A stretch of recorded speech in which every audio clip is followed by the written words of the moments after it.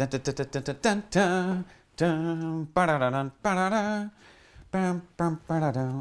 That's one of the songs from the Rocky TV show. It's called a movie. It's called a movie. It's called a Moving Pictures. I was moving pictures. Ha! It wasn't moving. I was just moving pictures. Hallelujah! My name is Padre Mike Schmitz, and this is Ascension Presents. So, whenever it comes to the new year, I get so excited. I get excited because it's kind of one of those moments where people globally, universally, all across the land are interested in change. And I love that because that's one of the things that as human beings, we're made for more, but we don't always choose more. And so it's one of those times where we can get inspired. Speaking of inspiration, when I was a kid, I loved. As a grown man, I still continue to love, like the Rocky movies, right? So they figured out, by Rocky 2, they figured out like the #1 thing about the Rocky movies is the training montage, right? I mean, honestly, they got it down to such a science that in Rocky 4, where he fought Ivan Drago, you should watch this. There are 2 training montages back to back, like 2. He's in Russia training in the mountains, you know, in this whole kind of in the middle of the snow. He's training these 2 training montages with 2 different songs back to back, separated by I think like 43 seconds worth of. Adrian comes and says, "I couldn't stay away from you, Rocky." He's like, "Okay, well you're here now, so let's go train some more." I remember seeing Rocky 4 with my siblings. And going home and like, okay, how do we do this? Like, how do we do those sit-ups like he did? And how do we do all these kind of like, these other lifts and all these kind of things? Because you see that kind of thing and you get so inspired. It's like, I want to just take on the world. And yet, when it comes to change, it's not just simply the inspiration. It's not simply the training montage that actually makes it happen. In fact, there's this man, I think his name's Dave Brailsford. I came across an article about him a number of years ago.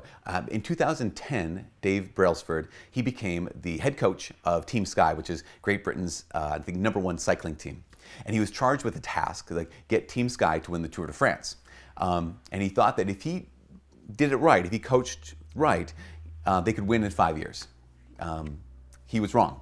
They won in 3 years. And I think it was 2012, 2013. And they asked him, like, obviously, what was it that raised your coaching, what about your coaching that raised the team to such incredible heights, like to be the best team in the world in cycling? So this article was talking about like minimal aggregate gains.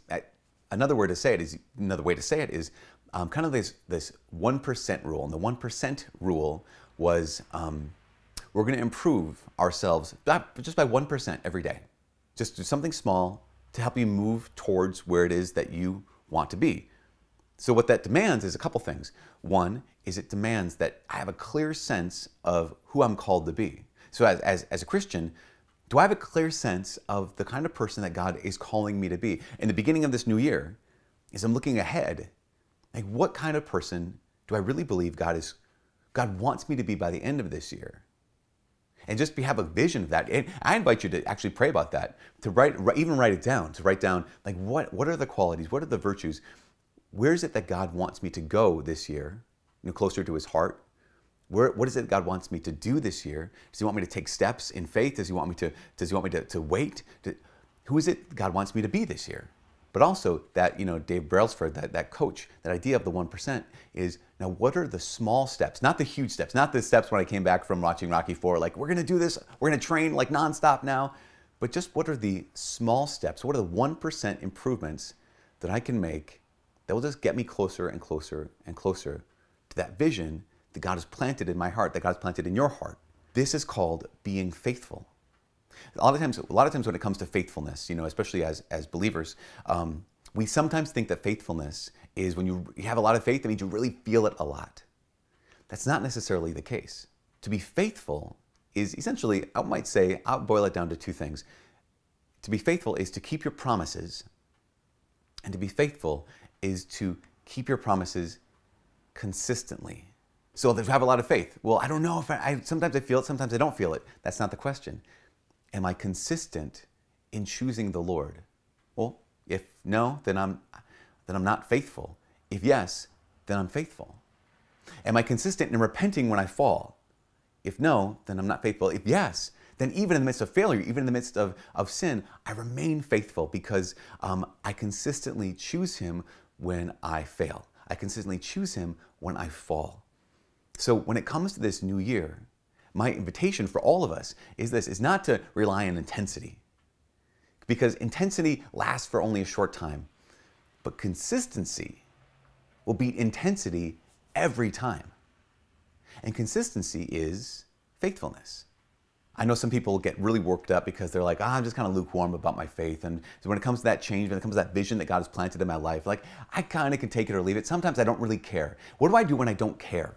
You might think that the answer is be inspired. The answer is go watch a movie that's inspiring or read a book that's inspiring, read about a saint who's inspiring. If that helps you, that's wonderful.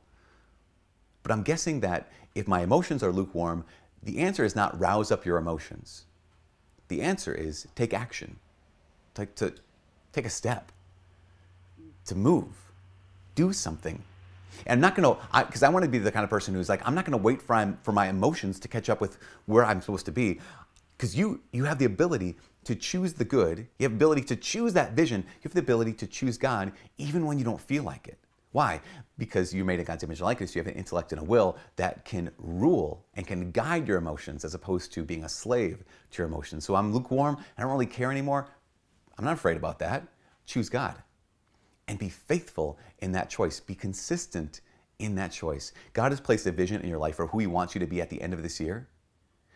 Choosing that faithfully, just 1% every day, ends up resulting in the kind of person God wants you to be.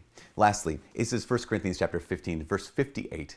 I just really love this. St. Paul, he says this. He says, therefore, my beloved brothers and sisters, be firm, steadfast, always fully devoted to the work of the Lord, knowing that in the Lord your labor is not in vain. Be firm, steadfast, consistent, faithful, knowing that each step taken in the name of the Lord is not done in vain. This is going to be a great year. God has placed a vision in your life, and you now have the ability to be faithful, consistent, to taking action towards that vision. For all of us here at Ascension Presents, Happy New Year. God bless.